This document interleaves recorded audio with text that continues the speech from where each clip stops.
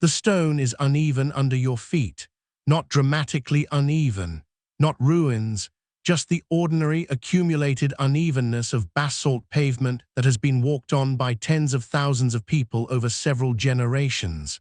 Slightly tilted here, slightly raised there, the joints between stones widened by frost and cart pressure and the slow geological restlessness of the ground beneath. You notice it immediately when you arrive. You stop noticing it within an hour, and that transition from noticing to not noticing is actually how you begin to understand what it felt like to live here, because Pompeii does not announce itself. It absorbs you. The light is already sharp, and the shadows are already hard. It is mid-morning, the sun climbing over the rooflines, and the air in the narrow streets has not yet reached the full heat of afternoon, but you can feel it building. There is a smell that arrives before everything else. Bread and wood smoke and something animal underneath. Something warm and biological that belongs to any place where large numbers of living creatures are packed into a small space. And underneath even that, faint and constant, the mineral coldness of water moving through pipes you cannot see. You are not outside history. You are standing inside it, and it is louder than you expected. Let me place you properly, because the physical experience of this city depends entirely on understanding its geometry. Pompeii sits on a roughly oval plateau of hardened lava, ancient eruption, long before anyone living here was born, elevated above the surrounding plain and the Sana River Valley to the south. The city is enclosed by walls that run for about 3 kilometers around the perimeter, broken by 8 gates, each one a threshold between the organized pressure of urban life and the relative quiet of the countryside beyond. Inside those walls, everything is compressed. The street grid follows the logic of the land rather than the logic of a planner's ideal. The major arteries run roughly east to west, following the natural contours of the plateau, and the secondary streets cut across them at angles that produce city blocks of varying sizes and shapes. Some blocks are long and narrow. Some are almost square. The largest are occupied by single wealthy households. The smallest are carved up into workshops and apartments and storage rooms and spaces whose original purpose is no longer obvious. What this produces at the level of the street is a city that feels different in different parts of itself. And what surprised me, genuinely surprised me, when I first tried to understand the physical experience of moving through this city was how dramatically the texture changes within a few minutes of walking. The Pompeii of the Forum is almost Mediterranean in its openness. The Pompeii of the residential backstreets is intimate to the point of claustrophobia. These are not two different cities. They are the same city in two different moods, and you pass between them without announcement. Start at the Herculaneum Gate, which is the northern entrance, and which has a particular quality that the other gates do not quite match. The gate sits at the top of a gentle descent, and as you pass through it and begin moving south into the city, the street drops slightly and the walls on either side rise. The buildings here are 2 stories in places, occasionally 3, and the upper floors project slightly outward over the street, supported by wooden beams, which are long gone, but whose sockets are still visible in the masonry, creating a partial canopy over the lower level. In summer, this provides shade in the morning hours. It also narrows the sky above you to a strip. The street coming in from the Herculaneum Gate is one of the better-maintained thoroughfares in the city. The basalt paving stones are large and relatively flat. The stepping stones that allow pedestrians to cross without descending into the road channel are positioned at regular intervals. The sidewalks, raised a step above the road surface, with curbstones marking the edge, are wide enough for two people to pass comfortably. But here is what the photographs do not convey and what you understand only when you are moving through it. The stepping stones force a particular rhythm on your body. You cannot walk across them the way you walk across a flat floor. You have to look down, briefly, at each crossing. You have to adjust your stride. And this adjustment, repeated dozens of times a day across dozens of crossings, produces a gait that is attentive in a way that modern city walking is not. You are physically present in the street in a way that a smooth sidewalk does not require. The city is asking something of your body, and your body is responding.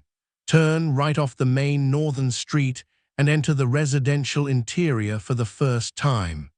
The change is immediate and total. The streets narrow to the point where you could extend both arms and nearly touch the walls on either side.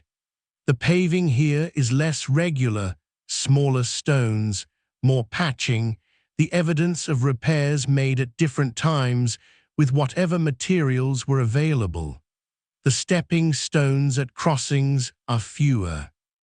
In some of the smaller side streets, there are none at all, and crossing them when it has rained recently means stepping through a shallow channel of moving water and debris. The walls on either side of you are not the elegant, plastered, painted surfaces you see in the wealthy houses.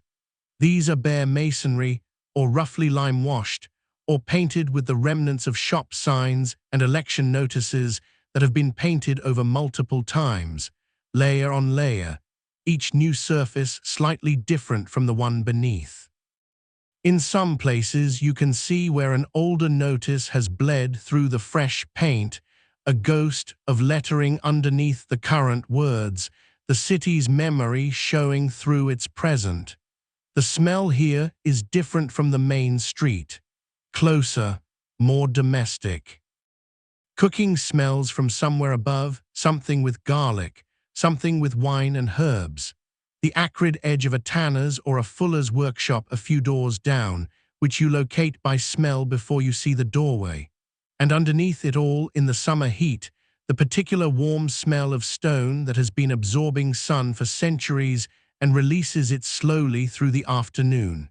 In the shade of these narrow streets, in the morning hours, there is almost a coolness.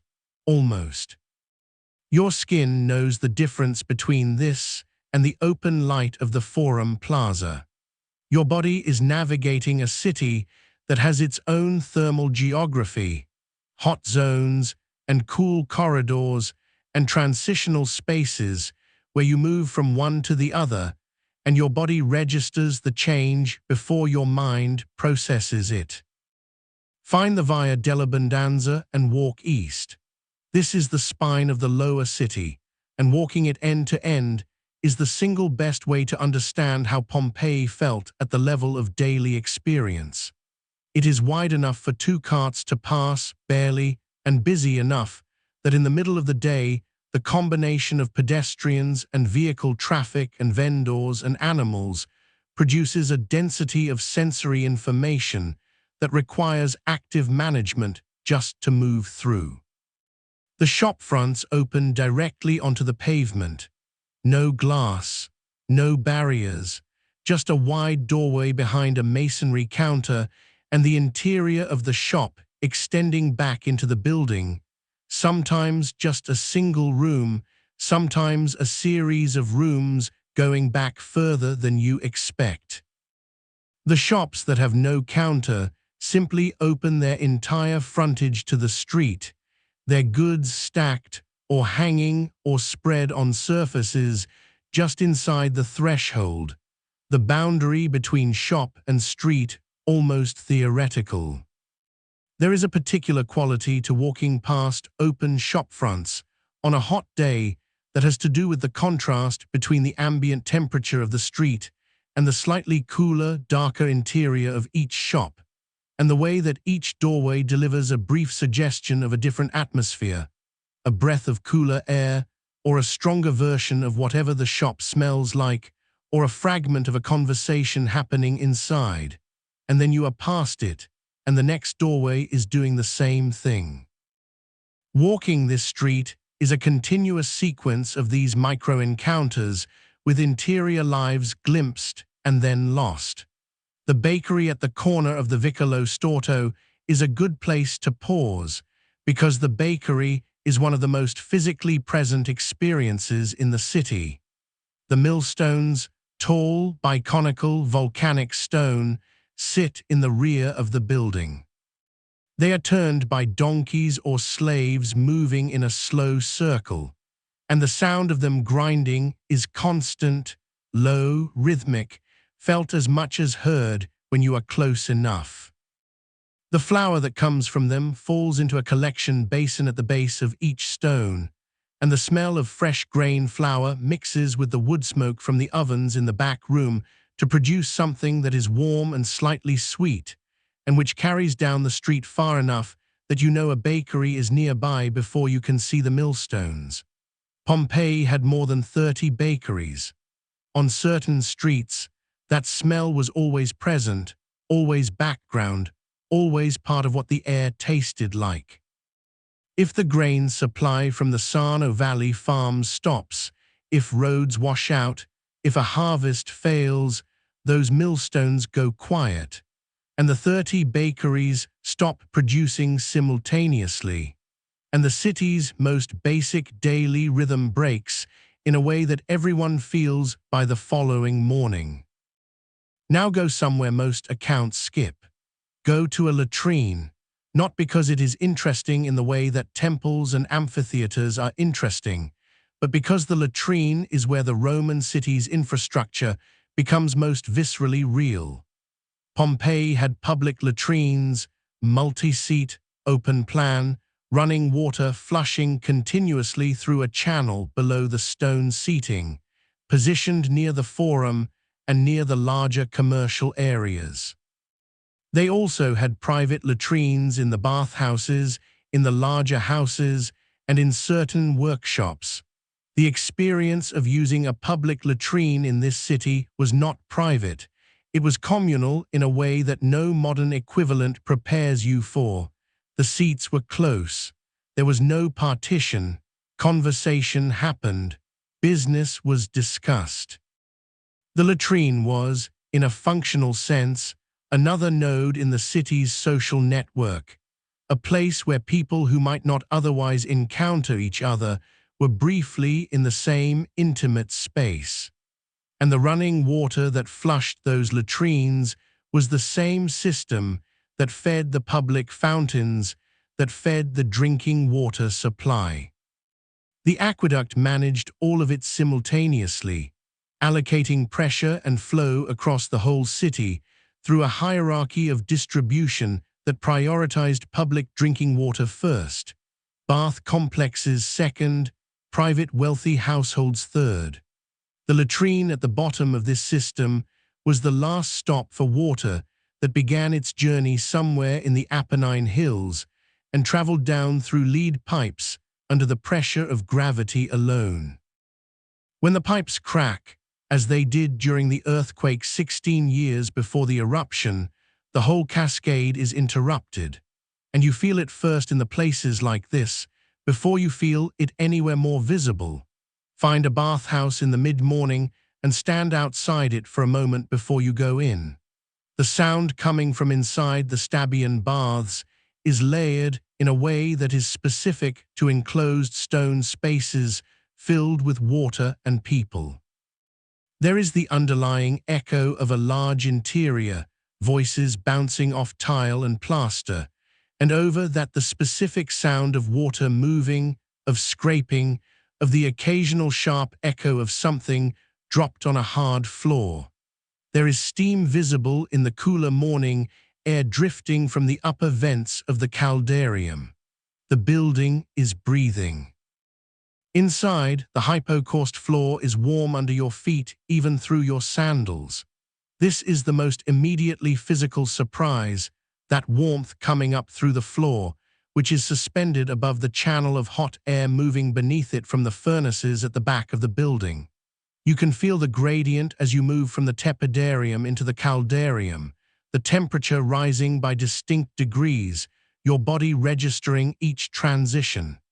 In the caldarium itself, in summer, the heat is aggressive. People sweat, they scrape themselves clean with curved metal tools. They pour cold water from basins over their heads.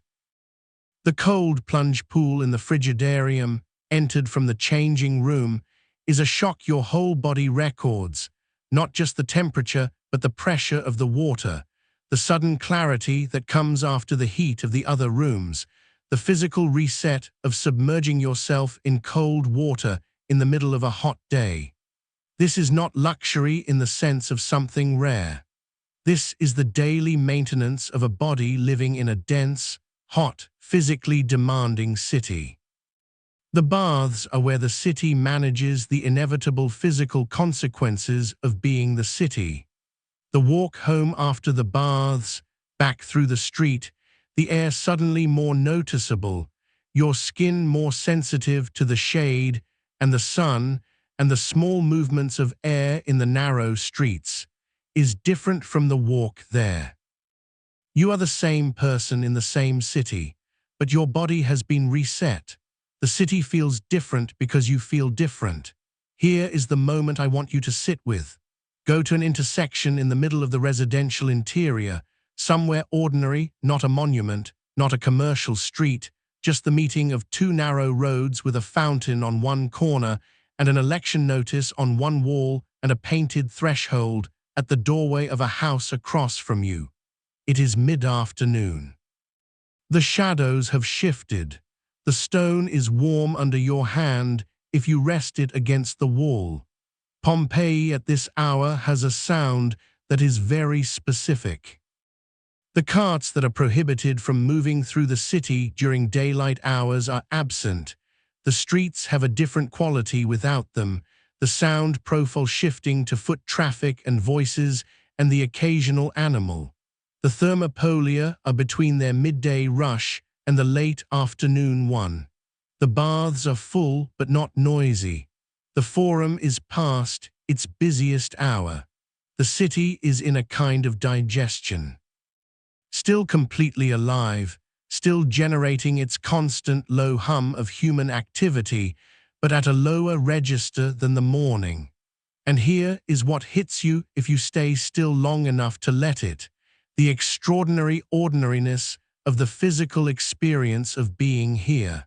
Not the grandeur of Rome, not the spectacle of a major imperial capital. Just the daily texture of a medium-sized city doing what cities do, processing human life at scale, routing it through streets and fountains and markets and bathhouses and latrines and bakeries and sleeping rooms and workshops and back out again, day after day, with no particular awareness of its own remarkability. The stepping stones worn by a million crossings. The fountain basin furred with mineral deposits from decades of constant water. The wheel ruts cut into corners by the accumulated weight of commerce moving through. The smell of fish sauce that no amount of wind fully disperses. These are not the remnants of something extraordinary. They are the remnants of something completely ordinary. And that ordinariness is the hardest thing to hold on to, because the way we encounter this city now, in silence, in absence, in the suspended moment of its catastrophe, trains us to feel it as exceptional, as chosen, as significant in the way that only endings are significant. But on the afternoon before the afternoon everything changed. This intersection smelled like garlic and hot stone and distant wood smoke, and the fountain made its constant sound, and two people were having a conversation that neither of them would remember because it was too ordinary to remember. The city was not preparing for anything. It was just continuing. Walk to the edge, any edge, go to the walls. Stand at the top of the wall walk, where you can see both the city behind you and the countryside spreading out in front, the farms, the road, the river valley shimmering in the afternoon heat, and the bay beyond it and the ships. Turn around. The city from above is terracotta and shadow, rooflines pressing against each other. The occasional courtyard garden visible from this height, an unexpected rectangle of green in the urban density, olive trees and fruit trees, and small carved stone fountains that you would never know existed from street level. Smoke rising from a dozen bakeries simultaneously in thin pale lines that the wind is bending slowly eastward. The sound from up here is different. The individual voices are gone, absorbed into distance, and what remains is the collective frequency of the city, a low continuous presence, like the sound of a river heard from a hillside, the sum of all its parts resolving into a single tone. And the mountain is right there, right there. From this height it fills the northern sky, and its profile is so familiar to everyone who has grown up here that it reads as background, as context, as part of the fixed geometry of the world rather than as a thing with its own interior life.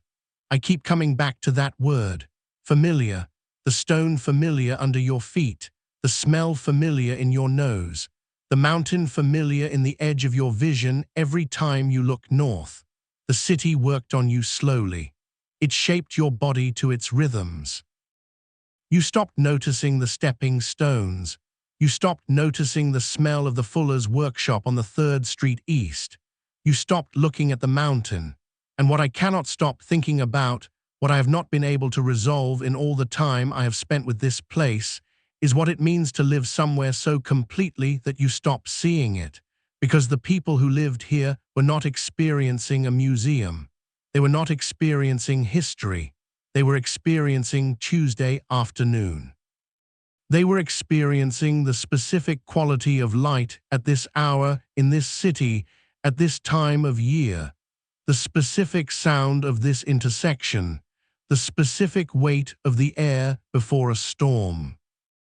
They were inside it the way we are inside our own days, too close to see the edges, too present to feel the shape of it, too alive to understand what the aliveness actually was. And somewhere between that total immersion in the ordinary and the silence that followed it, there is a question that the city keeps asking me every time I try to understand it. Not what was lost, but what it felt like to have it and not know.